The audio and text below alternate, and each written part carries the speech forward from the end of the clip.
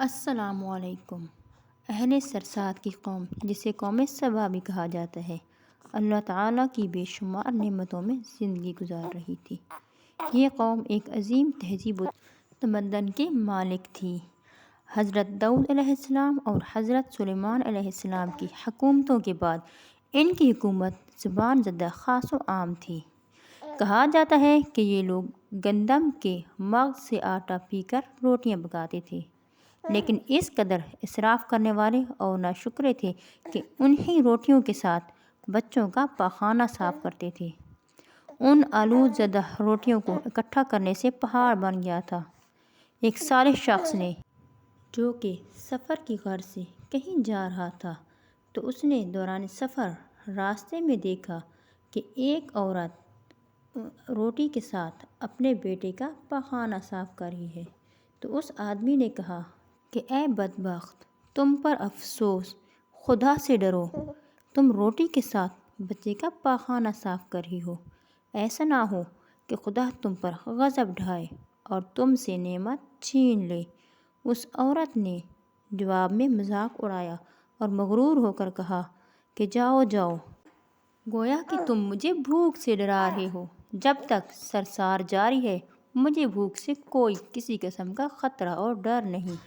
پھر پانی، جو کہ زندگی کی بنیاد ہے، پینے تک نہ تھا، اور کھانے کے لیے روٹی یا کھانے میں کچھ بھی نہ تھا۔ کیوں؟ کیونکہ ان اسراف بازوں اور ہوس بازوں پر اللہ تعالیٰ نے اپنا عذاب ڈھایا اور ان کے پاس پھر کچھ بھی نہ تھا۔ وہ مجبور تھے کہ ان آلود زدہ روٹیوں کو کھائیں۔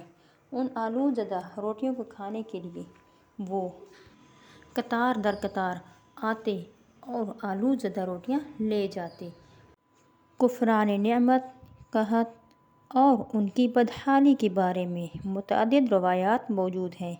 سورہ نحل کی آیت نمبر 112 اور 113 میں ارشاد ہوتا ہے، اور اللہ نے اس قریہ کی بھی مثال بیان کی ہے جو محفوظ اور مطمئن تھا۔ اس کا رزق ہر طرف سے باقاعدہ آ رہا تھا، لیکن اس قریہ کے رہنے والوں نے اللہ کی نعمتوں کا انکار کیا تو اللہ نے ان کو بھوک اور پیاس کا مزہ چکھایا۔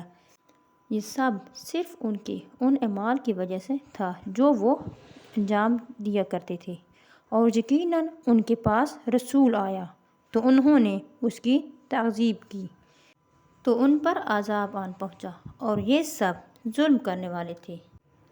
پیارے ساتھیو، دیکھا نا کہ خدا کی ناشکری کرنے والے اور اسراف کرنے والوں کے ساتھ کیا ہوتا ہے۔